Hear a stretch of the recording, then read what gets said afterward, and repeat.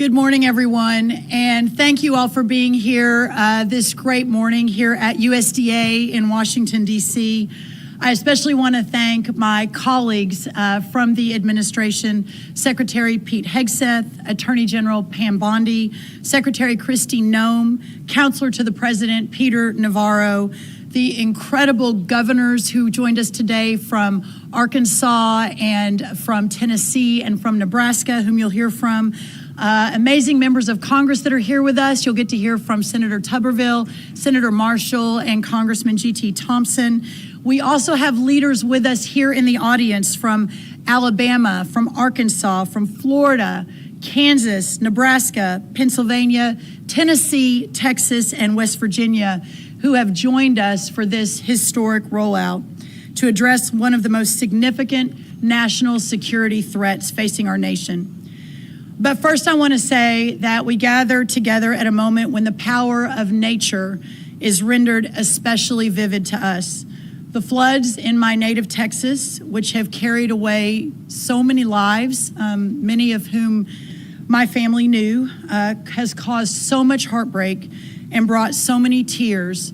It touches every one of us, not just those of us from the Lone Star State, but every American who cares about their neighbor, and especially every parent whose heart reposes not within themselves, but within their own children.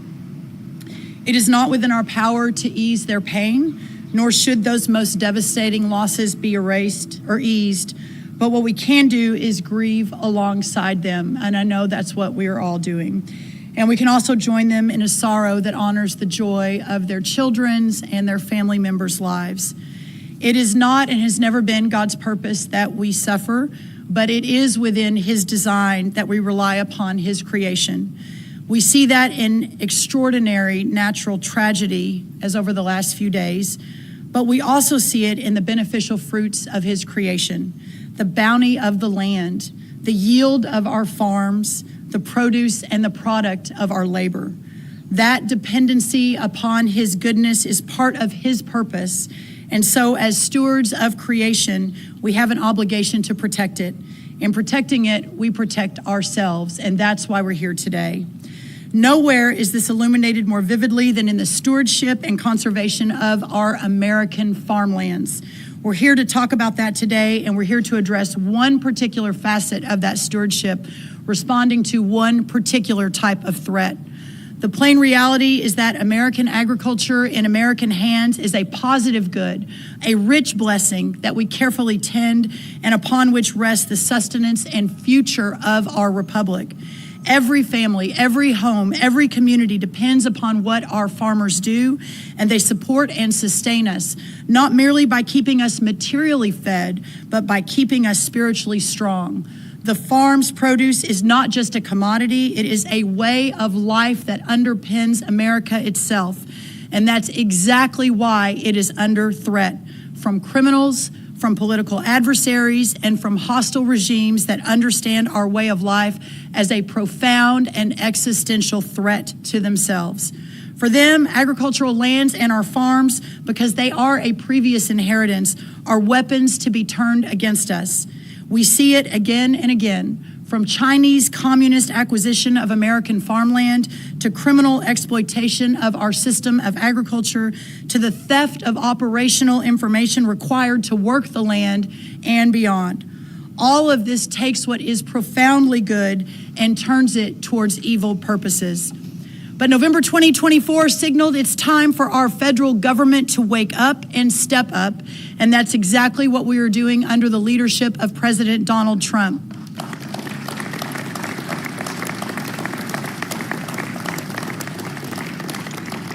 With this announcement today, we are taking this purpose and our American farmland back. American agriculture is not just about feeding our families, but about protecting our nation and standing up to foreign adversaries who are buying our farmland, stealing our research, and creating dangerous vulnerabilities in the very systems that sustain us. Reshoring and nearshoring our food and agriculture supply chain is essential for our nation's security. In coordination with the White House, the Departments of Treasury, Defense, Homeland Security, and Justice, as well as state governors, state agriculture commissioners, local, tribal, and territorial governments, today we announced the USDA's National Farm Security Action Plan. This plan includes 7 key action items, and there's a lot of people here that I want you to hear from, so I'm not going to go one by one, but just very quickly. It's on our website. The press has gotten a preview of it, and we can ask some questions once we finish the main program. But very quickly, and perhaps the most important, the first of the 7 is securing and protecting American farmland ownership. Actively engaging at every level of government to take swift legislative and executive action to ban the purchase of American farmland by Chinese nationals and other foreign adversaries. Standing on the shoulders of great governors, 3 of whom are standing behind me, who have already been leading the way on this issue. And at the federal government level, working to do everything within our ability, including presidential authorities, to claw back what has already been purchased by China and other foreign adversaries. Additionally, working with the Treasury of the Secretary of the Treasury, along with our Defense Department on memorandums to ensure that moving forward, there is a much more intentional look at who is buying what in this country and from where they are in the world.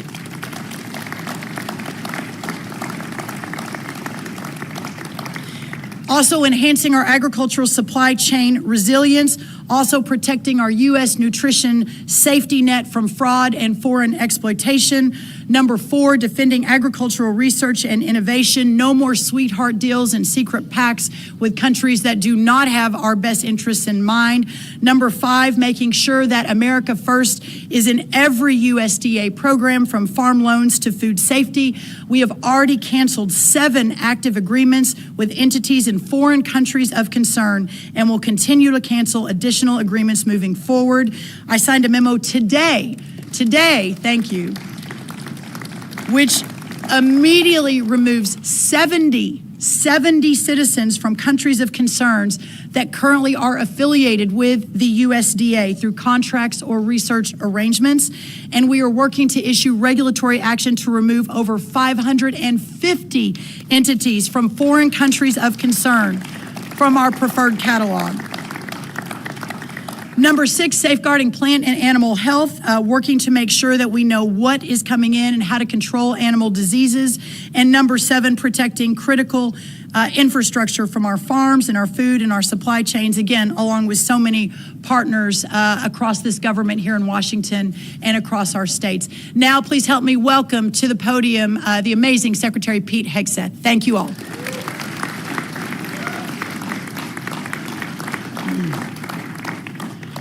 Well, Brooke, thank you so much for your incredible leadership on this issue. It's an honor to be here. It's a very important one. I think we're all here for 2 basic reasons. One, under President Trump's leadership, we're going to put America first. We have America, American land, American basing, American troops, American citizens. You have a Secretary of Homeland Security who cares about Homeland Security. You have an imagine that.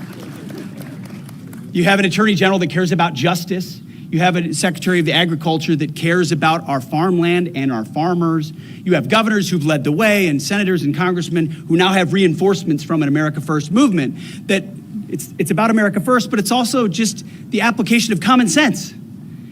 As someone who's charged with leading the Defense Department, I want to know who owns the land around our bases and strategic bases, and getting an understanding of why foreign entities, foreign companies, foreign individuals might be buying up land around those bases. That's something I should be paying attention to on behalf of the American people, on behalf of my department, and on behalf of the president. It's common sense. And so food security, just like energy resilience, just like where we get our water, that's all national security, especially in a contingency.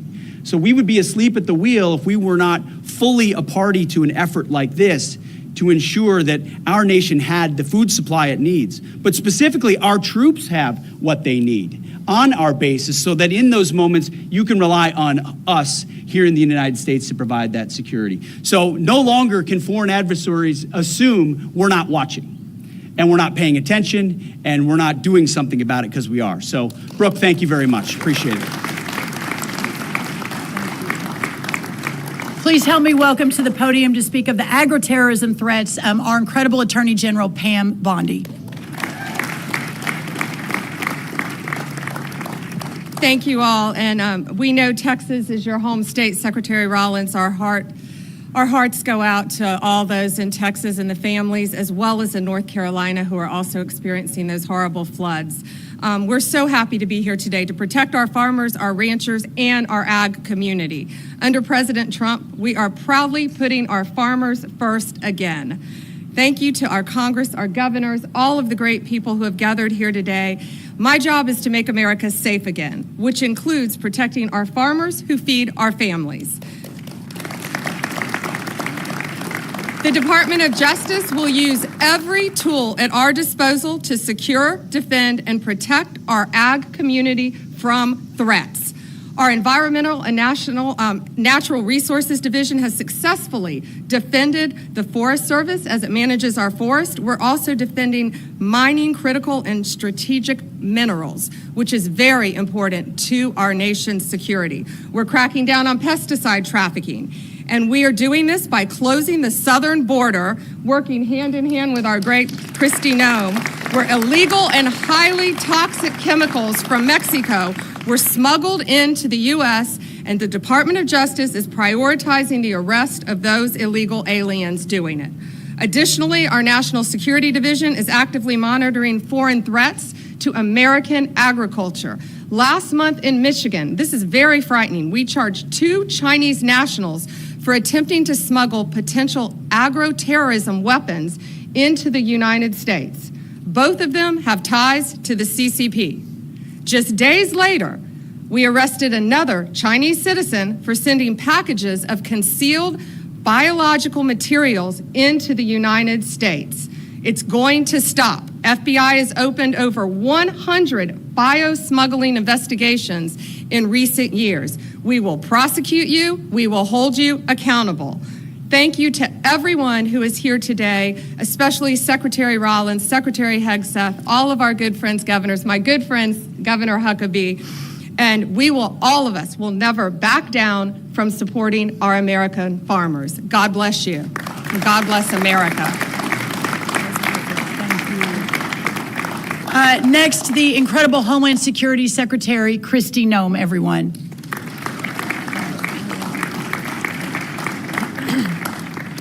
Well, good morning, and I am so blessed and pleased to be here with Brooke, who is a dear friend of mine, and our hearts and prayers still continue to go out with Texas, and I'll be back down there in a few days to spend more time with them and to help them continue to heal and with recovery efforts. The one thing I wanted to share with all of you today is that long before I had the honor of serving as President Trump's Homeland Security Secretary, I was a farmer. I was a rancher. In fact, I've worked on food policy for over 30 years. And I recognize that food policy is national security policy. A country who cannot feed itself, cannot take care of itself, and cannot provide for itself is not secure. And that we have to be able to feed ourselves to make sure that no other country ever controls us. And I've watched for decades as evil foreign governments, including China, have come into this country and they've stolen our intellectual property. They've manipulated their currency. They've treated us unfairly in trade deals. They've come in and purchased up our processing companies, stolen our genetics. In fact, I've worked in this building off and on commissions and projects and laws and different statutes to ensure that China did not completely take control of our entire food supply chain, recognizing that the United States of America would be in jeopardy if that ever were to happen.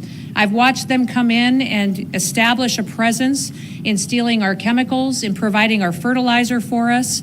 And so 2 years ago, when I served as governor of South Dakota, we passed a law in our state that said China and 6 other foreign evil governments would never own our farmland. And I'm very proud to say that in South Dakota, China does not own any of our land, nor will they ever own any of our land. While I served in Congress, I worked hard to put in programs that would help manage risk for farmers. I tell people all the time, farmers are the biggest gamblers that I know. They go to a bank oftentimes and they have to borrow money to buy land. Then they go back to the bank and they need machinery to work that land, and so they borrow some more money to do that. Then they have to go back and get an operating note to purchase seed and fertilizer, chemical potentially, and they put it in the dirt, and they hope that months later it'll rain, the sun will shine, and that there'll be something there that they can pick up, that they can sell, and then that the markets that are beyond their control, that there will be a price there that will help them cash flow so they can go back and do it all over again the next year. They do that so that they can feed this country, so that they can feed this world. In fact, growing up as a little girl and as a daughter of a farmer and a rancher, I always felt like God loved farmers more. I mean, if you look at the Bible, look at Scripture, and you look over and over again, he talks about sowing and reaping and cattle on 1,000 hills and your barns to overflowing. And so I feel like there's a special blessing on farmers. And the fact that we have a president and that we have a Secretary of Agriculture that recognizes the importance of food policy and what it means to this country's security is so wonderful. It's such a change from what the previous administration and how they prioritized our farmers and ranchers. So now as the Secretary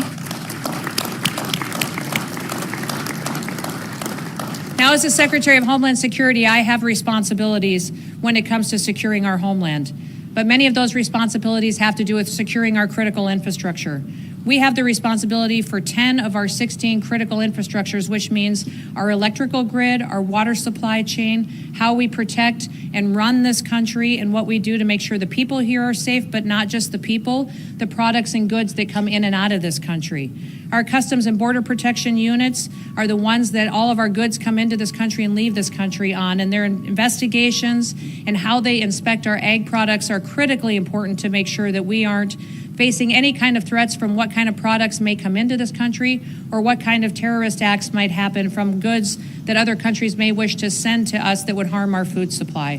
We will continue to make sure that we have the systems in place, the people in place, the experts in place, and the policies in place to make sure that this country always feeds itself, and that we always have the ability to grow our own food, and that we rely on no one else to feed the people of the United States of America, because it is a national security issue when a country cannot provide for itself. And we will never let any other country control our food supply or control our people, because we will always be the great United States of America. Thank you.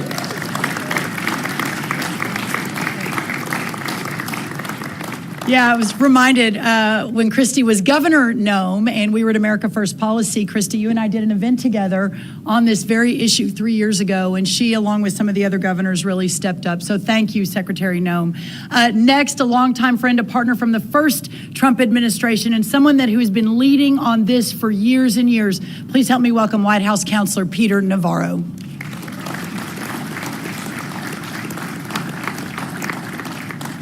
What a beautiful day to be out here, and it's difficult, I think, for a lot of Americans to wrap their head around what we're talking about today. We're such a good and kind nation that has done so much for the rest of the world over so many decades, including fighting 2 world wars on behalf of the rest of the world. But this is so serious an issue. The Art of War, a book, Sun Tzu, centuries old, says that the acme of warfare is to win without firing a shot. You fast forward to a book that was written by 2 high-ranking military officials in China called Unrestricted Warfare. And you understand that we are indeed in a new world where kinetic warfare is not the first choice of our rivals anymore. Rather, it is things like sending us seeds or trying to steal our seeds or trying to change the seeds. It is acquiring our supply chain in agriculture. It's setting up spy shops on land next to military bases. Do you remember when that balloon, it was just a weather station?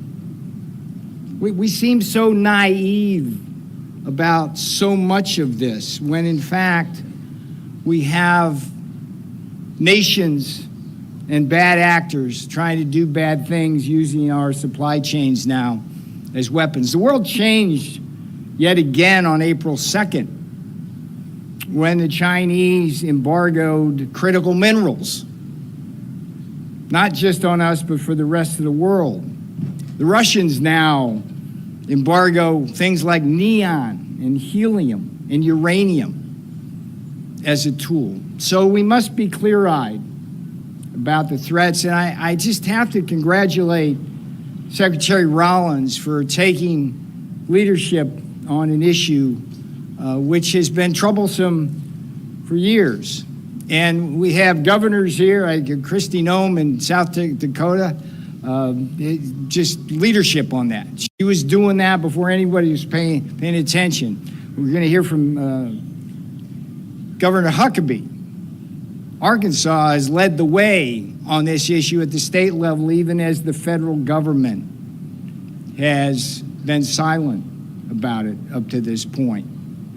The last thing is big things like Smithfield Foods. I don't know if you know this, but this one really troubled me when it happened. But the Chinese bought Smithfield Foods and basically control about 1/8 of the world's pork supply now. And we worry, we've had food inflation. We worry when things happen that can be part of that. And then the other key purchase which we allowed them to do is Syngenta. Well, what is that? It's a seed company. And in a world of ever-changing pests and things like that, and climate differences about where water is and things like that, seeds really can be the revolution that keeps the world fed. And China now owns a key part of that. So what Secretary Rollins is doing today, it's a historic day. She's putting down the marker that the United States is no longer going to tolerate the attacks on our agricultural system, not just the land, but the supply chain as well.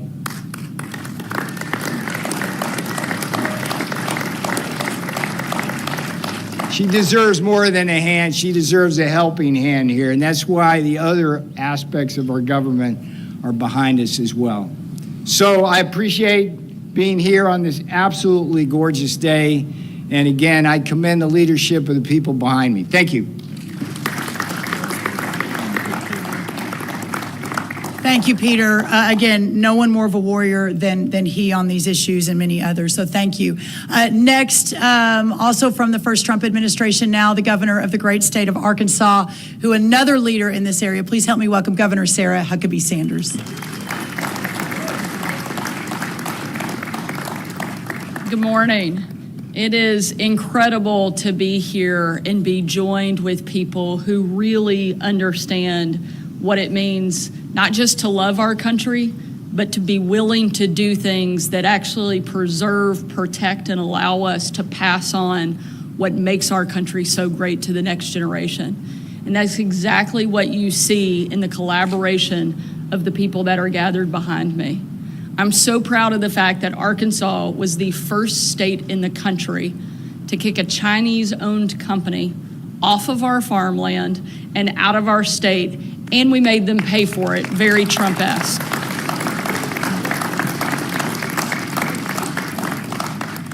And in the last couple of months, we've passed new legislation just this year allowing us to prohibit them from now not only owning farmland in our state, but from building or buying land around our military bases and critical infrastructure.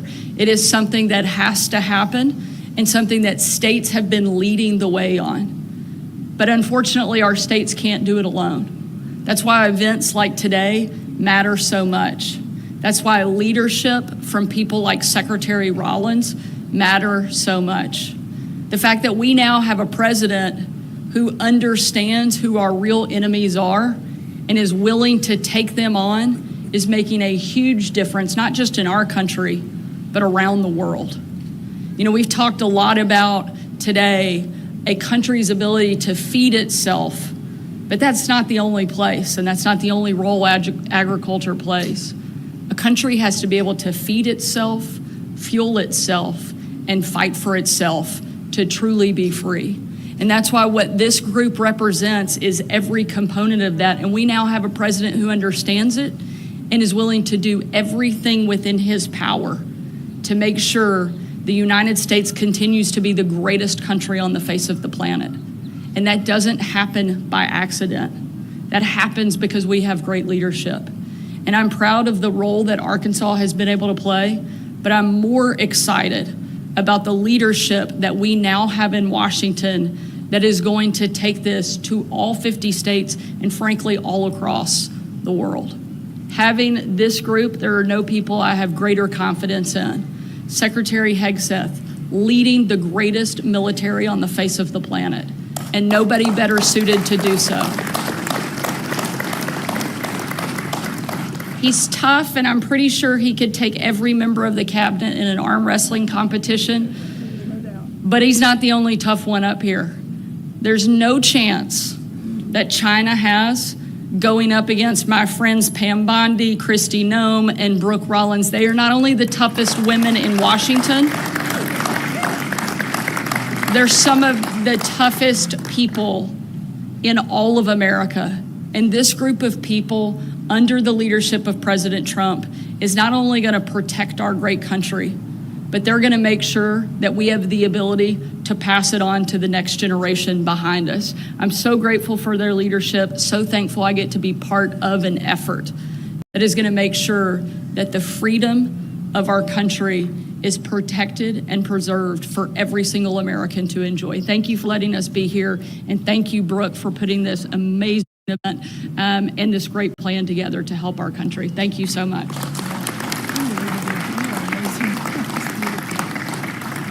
Thank you, Governor Sanders. Also at the front of the battle, Governor Bill Lee of Tennessee. Please help me welcome him. Thank you, Secretary Rollins. Let me just add my words of gratitude to President Trump and to his administration. And it's an honor to stand here with these great leaders. I have served as the governor originally in President Trump's first term, and then through the Biden administration, and now again in the Trump administration. During the years when President Trump was not in office, and governors like myself and Governor Sanders and Governor Pillen were working individually to secure our farmland. So in Tennessee, we have passed laws that prohibit ownership, that require divestment if found, that impose strict penalties for those foreign adversaries who take our property. We have also passed the Farmland Conservation Act in order to make it easier for the next generation of farmers to live and operate in our state. But that work was really hard in the previous Biden administration because we didn't have a partner who understood the threats and the challenges that we understand in Tennessee. So I'm so grateful for President Trump's leadership here, especially for Secretary Rollins' leadership, who she and I connected early on. My family is a multi-generational farming family as well. And I understand that when my grandfather was farming in Tennessee, the issues that we're talking about today didn't exist. But for my grandchildren who live on our family farm in Tennessee today, we understand that our farmland is not just dirt. It is our national security. It is our economic future. It is our children's heritage. And it is under threat. And the leaders here recognize that. And we've taken steps at the state level, but now, refreshingly, we have an administration in multiple cabinets who are coming together collaboratively with governors across the states and making sure that America's future is preserved for the next generations. Thank you.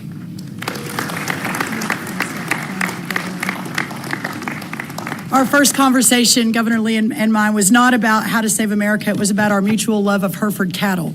So we are forever bonded. Listen, y'all, next, another great governor, great leader on this issue. Please help me welcome Governor Pillen of Nebraska.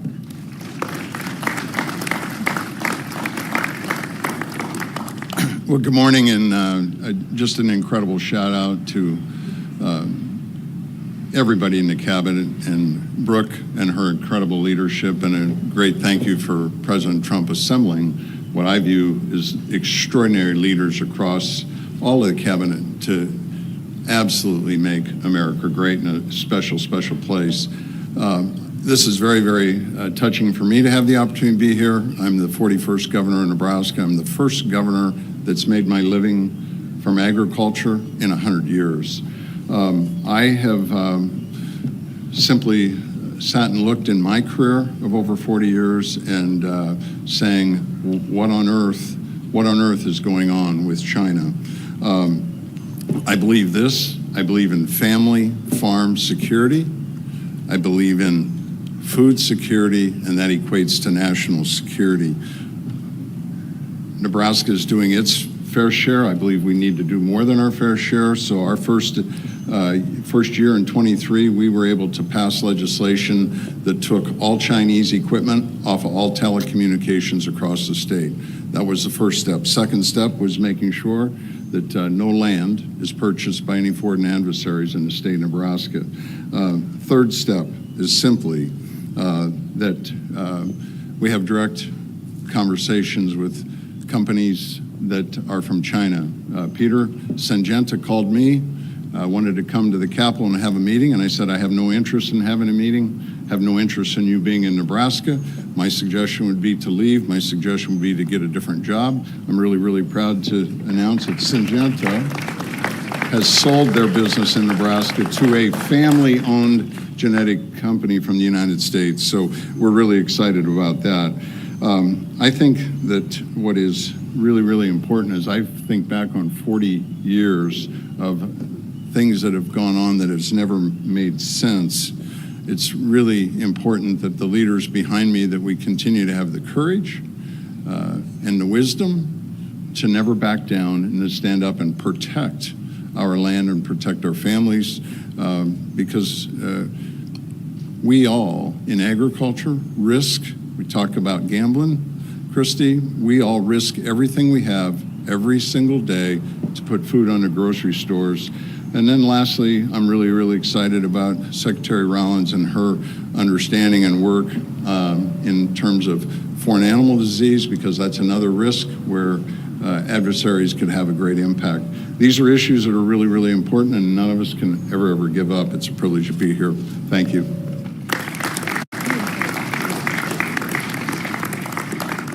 Now, Senator Tommy Tuberville from the great state of Alabama. Damn, she didn't call me coach. I always look for a day like this when I was coaching. I'd work the hell out of them, then we'd line up down there in the parking lot and just run for about an hour, you know. Just think about it right now, though. Our farmers every day go out in this every morning to scratch the ground to try to make a living and try to feed all of us in this country.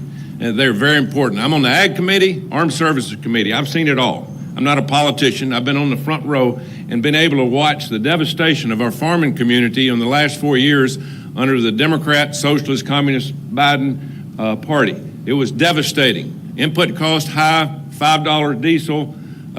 Instead of a $700,000 cotton picker, they're $1.5 million. They wanted to put our farmers under. We lost 150,000 farms and 25,000 farmers in the last few years. Folks, we are in trouble in ag, really trouble. And we just tried to help them with reference prices in the big, beautiful bill we just passed, but they're gonna need a lot of help. They are scratching and clawing just to make a living. Thanks for Brooke putting this on. China is a threat. They're not a threat. They are dominating us in almost everything that they do, because we've set back and the politicians have been counting their money instead of doing what's right and helping this country stay in the front. We've got to be number one. We can't be number two. We've got to fight back. They are coming into our country and buying our farmland. In my state of Alabama alone, they own 2.2 million acres of farmland. That's right, in Alabama. Foreign adversaries. It's embarrassing of what we've done. Now, don't blame the farmers. The farmers have to make a living, and if they can't make a living, they have to sell their farmland. The Biden administration forced our farmers to sell their farmland by all the things they did to them. It's a disgrace. Brooke is going to bring that back. President Trump's going to bring that back. The one thing I'm trying to do is I'm trying to pass the Farm Act, Foreign Adversaries Act. What is that? We have a group in this country called CFIUS. CFIUS is a group of cabinet members that determine who buys what if it's a foreign sale. I mean, they all get together and they look at it, whether it's a steel company, whether it's farmland, whether it's some kind of business. That's what CFIUS does. And it's made up of high-ranking cabinet members in the White House. Who is not on there? The Secretary of Agriculture. What the hell are we doing? I mean, how far behind are we?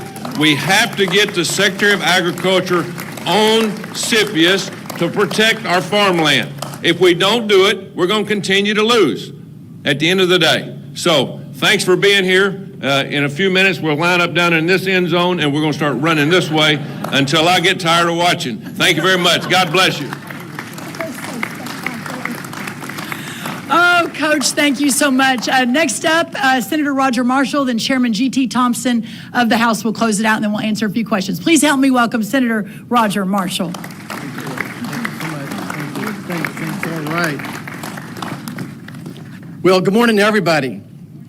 America's abundant food supply is not guaranteed. It's a strategic asset we must fiercely protect.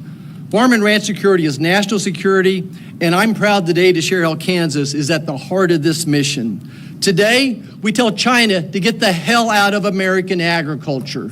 Today, China, here's your ticket. Do not pass go. Get the hell out of American agriculture.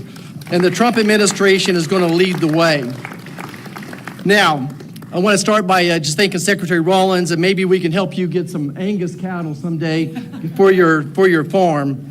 But I do want to thank Secretary Rollins and President Trump and his administration for his unwavering commitment to our farmers, our ranchers, and rural America. The big reconciliation bill we just passed exemplifies this support. It strengthened the farm safety net, including increased reference prices. It makes key business tax deductions permanent and doubles the estate tax exemption up to $30 million for couples and streamlines the 45Z tax credit. Folks, 45Z is going to do more for agriculture than all the soybeans and sorghum we sold to China in the past 5 years. This bill empowers our agriculture communities and secures our family farms for generations to come. Now, as a fifth-generation farm kid, I learned how agriculture underpins our economic stability, our public health, our national defense, our geopolitical autonomy, and our rural way of life. It contributes $1.5 trillion to GDP and supports over 22 million jobs, yet we often take it for granted. Our farmers, our ranches, our food supply chains face grave threats, specifically bioterrorism, procurement disruptions, and foreign ownerships. A virus like COVID, which was made in a lab, could target our beef and dairy cattle industry next, or a fungus could devastate our wheat and our corn. Whether it's from nature or made in a laboratory by a foreign adversary, these risks demand vigilance. Let me share how Kansas is leading the fight. We're proud to host the Animal Health Corridor that stretches from Columbia, Missouri to Manhattan, Kansas, the Little Apple, to Lincoln, Nebraska, where cutting-edge research thrives. And why in the world we let scientists from foreign adversaries in those experiments and in those laboratories, I'll never know. And why we're doing research with American dollars in those foreign countries of threats, I'll never know either. I want to thank President Trump. In his first term, he welcomed USDA's Economic Research Service and National Institute of Food and Agriculture to Kansas City, which complements the National Bioagro Defense Facility in Manhattan. This synergy makes Kansas a global hub for agriculture innovation. Our strength lies in our collaboration. By uniting public and private sectors with land-grant universities like my alma mater, the fighting, ever-fighting, mighty Wildcats of Kansas State University, we're building a resilient food supply. There you go, Coach Tuberville. Let's go Wildcats. I want to just commend the Department of Defense and all the agencies up here today for your joint efforts to combat diseases like avian influenza, screwworm, and foot and mouth, protecting our farmers and communities. And finally this, let me just concur with Coach Tuberville that I'm going to champion for the Secretary of Agriculture to be part of CFIUS. President Trump could appoint her, and Congress can make that legal for years to come as well. That's the best way to counter these emerging threats. Think about it. China right now owns land next to Whiteman Air Force Base. where our B-2s were launched that did just a spectacular job of, yes, obliterating Iran's nuclear armament. They own land next to Fort Riley, Kansas, home of the Big Red 1 1st Infantry Division as well. We need someone who thinks agriculture when they wake up in the morning and they go to bed and they think of agriculture as national security. Again, we can't take our food supply for granted. Kansas is leading the way, but it takes a national resolve to protect our farms, to fortify our biosecurity, and keep America's food in Americans' hands. Thank you so much. God bless us. Have a great day. Thank you. Quick announcement, as of this afternoon, I will be officially a member of CFIUS, so that is happening. Yeah. It's to the incredible team at USDA and our great Treasury Secretary, Scott Bessent. Finally, from the amazing agriculture state of Pennsylvania and chair of the House Agriculture Committee, please help me welcome G.T. Thompson. Good morning, everybody. What a glorious day. A great day for making hay, and a great day for making history. For making history in terms of making sure that we are taking these next steps to secure both farm security and food security, which quite frankly is national security. As chairman of the House Agriculture Committee, I'm so appreciative to President Trump, to Secretaries Rollins, Hegseth, and Noem, as well as Attorney General Bondi for their recognition that food security is national security. In the Agriculture Committee's preparation for the Farm, Food, and National Security Act, we identified threats to food security impacting America's #1 and most essential industry, which is agriculture. Our farmers are on the front lines of food security, and that is essential to our national security. America's farm families are facing serious challenges, from foreign threats to our farmland and the theft of our intellectual property, to high energy costs driven by out-of-control inflation from the previous administration, market instability, poor SNAP integrity, crushing taxes, extreme weather, and an often unreliable workforce. All of these make life harder for America's farm, ranch, and forestry families, and jeopardizes our country's food security. I want to thank President Trump for using every tool at his disposal to make America's food supply safer. The One Big Beautiful Bill included a historic investment in our agriculture value chain, including provisions from the Bipartisan Farm, Food, and National Security Act. The One Big Beautiful Bill includes investments to strengthen our livestock biosecurity from foreign animal disease, as well as delivers major tax relief, shields the next generation of farmers from the death tax, supports affordable energy policies that keep family farms running and food prices low. It includes historic integrity measures for the SNAP program and so much more. But there's still a lot of work left to be done. On behalf of the House Agriculture Committee, I look forward to partnering with Secretary Rollins and others across the administration on this important initiative. Farm and food security is national security. Thank you to President Trump and this dynamic cabinet team for your commitment and your leadership. God bless and thank you so much.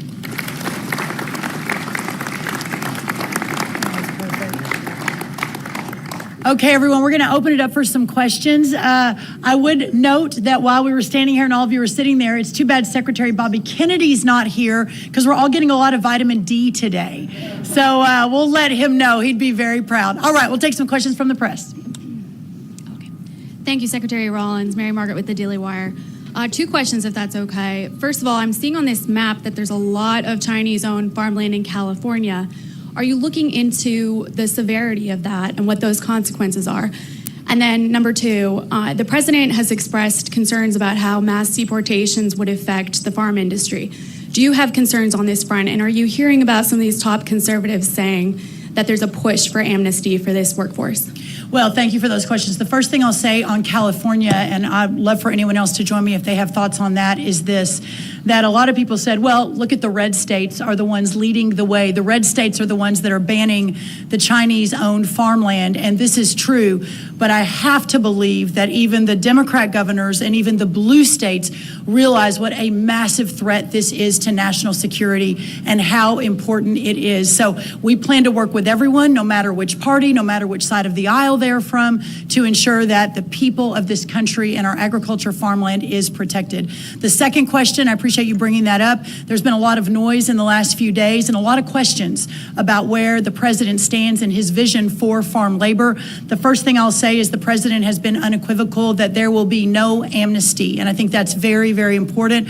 I and the rest of our cabinet certainly support that, effectuate that, and make sure that happens every single day. The second thing, to your question about mass deportations, the president and I have spoken about that once or twice, and he has always been of the mindset that at the end of the day, the promise to America to ensure that we have a 100% American workforce stands, but we must be strategic in how we are implementing the mass deportation so as not to compromise our food supply. Ultimately, the answer on this is automation, also some reform within the current governing structure. And then also, when you think about, there are 34 million able-bodied adults in our Medicaid program. There are plenty of workers in America, but we just have to make sure we're not compromising today, especially in the context of everything we're thinking about right now. So no amnesty under any circumstances. Mass deportations continue, but in a strategic and intentional way as we move our workforce toward more automation and toward a 100% American workforce. And ultimately, it's the wonderful members of Congress behind me who are taking this on the fixing the current immigration system. So thank you so much. Madam Secretary, thank you. First of all, condolences, thoughts, and prayers to all the folks back in Texas, near and dear to your heart. A couple quick thoughts. Congratulations on the success of getting at least partially, the death tax repealed in the BBB, because as we all know, it affects farmers disproportionately to a great extent. Congratulations on that. Also, egg prices today, just right now, hit $2.49 a dozen. A clear 55% below the failed Bidenomics egg price. And we all know it's not just about eggs, but it has become a metaphor for inflation. So congratulations. Thank you. Because food inflation is coming down. That's a testament to you. Thank you. The thought and the question follow-up is, what a great group you put together here. Wonderful, wonderful idea. Surprising it hasn't been done sooner here. So the question is, has President Trump talked to you about this group, number one? And I guess equally as important, have the Chinese government, either officially or unofficially, reached out to you about this program? So the first thing I'll say, and I appreciate that so much. Who are you with? It's Eric Bowling. I'm with That's the right. Bowling Show. Eric, thank you. And with the Bowling Show, it's great to have you, and thank you for making your way. I would like to note, and it's not lost on you, Eric, but I want to make sure everyone understands, this cabinet and this administration is different. That in previous administrations, I don't know that you would ever see 4 cabinet secretaries, a counselor to the president, one of the most steadfast, loyal patriots who've stood beside him, Peter Navarro, ever come out together on a morning in 100-degree weather and talk about agriculture farmland. But we are all in this together, and the president has been resolute in ensuring that we do everything that needs to be done to protect the homeland. So I'm very, very proud of that. On the second question, I don't want to get ahead of the president, so I won't answer that. One of the chief lessons I've learned over many years is never get ahead of President Trump. But there is no doubt that he, our cabinet, our administration, our friends across the country are acutely aware of this issue and doing everything we can to solve for it. Eric, thank you for being here. Next question.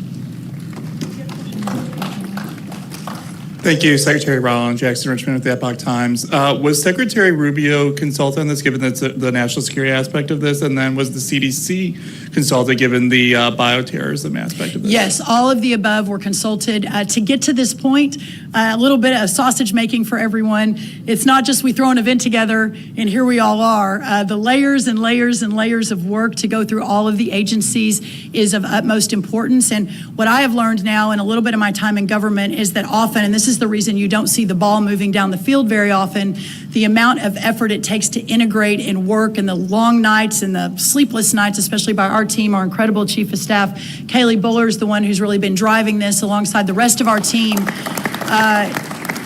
is really is really inspiring. So yes, they've all been consulted. Everyone has been incredibly supportive to get to this point today. But what I would like to say as well, and thank you for that question, is that this is just the beginning. Today is the first step to get us to this announcement as we begin this important work. You'll be hearing a lot from us on this over the next 4 years, and some real metrics in place that we're putting, like how do we measure our success? And I think that's what makes this administration different. So thank you for being here. Love the Epoch Times. And next question. Yes, Philip Rasher with AgriPulse. I have two questions. One, following up on the immigration question. The president has continually said that he wants to give farmers some kind of temporary pass. Could you define what he means by temporary pass? Does that mean ICE won't go onto farms for a certain period? What does he mean by that? And the second question is, what are you going to do at USDA with regard to the remaining property owned by Syngenta and Smithville Foods, which is a large portion of this Chinese-owned land? That's right. Well, the second question first, as we discussed earlier, and Mr. Navarro, again, and he and his team over at the White House, amongst many others, we are looking at every available option. There are multiples of options. You'll likely see an executive order on this very soon from the White House, and we'll be looking at multiple different authorities within the federal government to begin to claw that back. So that's what I'll say about that. Again, I think I answered the second question, where we are on farm labor, a little bit earlier, but what I will say is that Lori Chavez DeRimmer is our Secretary of Labor, and the H-2A visa program, all of the programs that inure to moving in seasonal ag workers are under Secretary Chavez DeRimmer. She has been working around the clock with her team. I think we'll probably hear a little bit more about this today, and the conversations will continue, but I can't underscore enough. There will be no amnesty. The mass deportations continue, but in a strategic way, and we move the workforce towards automation and 100% American participation, which again, with 34 million people, able-bodied adults on Medicaid, we should be able to do that fairly quickly. Thank you. One more question. Hi, thanks for doing this. Kate Goodell with the Washington Post. I'm wondering if you can perhaps spell out some of the specific threats that we're seeing with Chinese farmland at the moment. I also wanted to ask about the legislative efforts and what form the executive action might take and whether you have a timeline. Well, first on American farmland, and I'd love for Peter to add to this, and if anyone else would like to as well. When you look at the chart, which is behind our, by the way, our new Deputy Secretary Stephen Vaden started yesterday from the great state of Tennessee, Governor Lee. You can see on this chart the hundreds of thousands, and by the way, this is just China-owned. This is not other countries of concern owned, such as North Korea, Russia, Iran, and others. You can see that a lot of those, the red blocks, are actual military bases. And ultimately, when we're talking about national security, that is, I think, the number one concern, certainly of this administration, is what's happening there as we're looking at the threats that this country is facing, but specifically through agriculture is really, really important. Peter, I don't know if you want to add to that. And thanks for asking that question. If you look at the gradations of threat, that's the most obvious. I mean, how did we let that happen? How did we let that happen? And Siphius, Greek word, I think, for like doing nothing, right? But not during the Trump administration. And I can tell you, if nothing else happened today, having Brooke Rollins on that board, give her a hand. That's a big deal.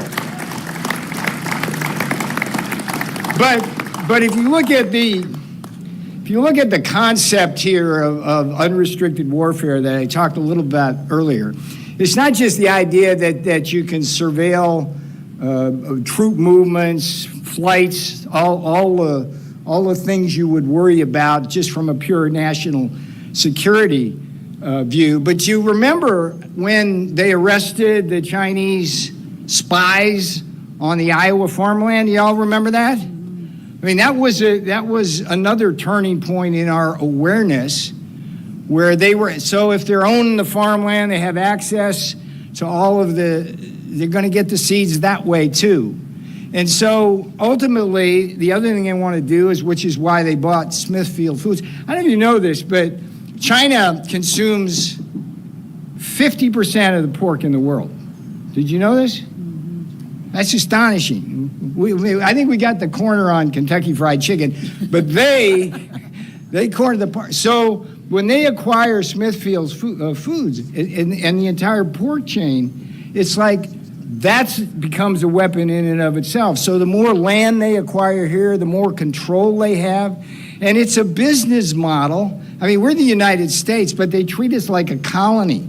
They do the same damn thing down in Zambia with tobacco and around all of Africa. They buy land, they bring in Chinese workers to work the land, and then they ship the food back to China, and the people around starve or pay higher prices. So when you ask us, what's this about? It's about everything. Food security is national security. Thank you. I want to make a comment, if you don't mind. So, to me, the Chinese owning land is just a small piece of the puzzle. I'm much more concerned with food supply down the road here, that right now foreign entities own about 1/5 of the protein processing. Between beef and pork, JBS and Smithfield own about 1/5, maybe 1/4 of the protein processing in this entire country. That's just wrong. I think beyond that, it's the intellectual property theft. It's the Chinese scientists that are in our own universities and research that are stealing intellectual property. It wasn't too long ago they were taking rice seeds from my alma mater. The Attorney General mentioned something up in Michigan. It's that constant threat. But what really keeps me awake, the real threat to me, the biggest, is bioterrorism. If you could imagine a COVID-like virus made in a laboratory in Wuhan, China, that could infect all the hogs of the world, but you had an mRNA vaccine that could protect your own hogs, what would that do to our world's food supply? That's what keeps me up, and that's why I'm a big proponent of the work being done at INBAT, the National Agro-Research Defense Facility in Manhattan, Kansas as well. I think that's the biggest active threat that I see is bioterrorism. Yeah, agreed. I think Senator Marshall really put a nice overview on the different threats. Really, American agriculture, I think, is defined as science, technology, and innovation. And all those are amazing. It defines agriculture today, but it also leads the way for agriculture over the horizon for the future. But it can be very vulnerable if we don't protect that. And in the past, we haven't provided protections for that. The science, the technology, the innovation that comes out of this great country, out of this essential industry. And I think the fact that today we're declaring that food security is national security, farm security is a part of that.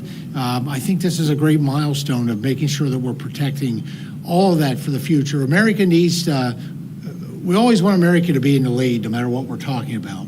But certainly when it comes to the thing that is probably most essential, and that is food and fiber, energy materials, building resources, all the things that come off that rural agriculture acreage, we have a duty and responsibility to make sure that those things are secure.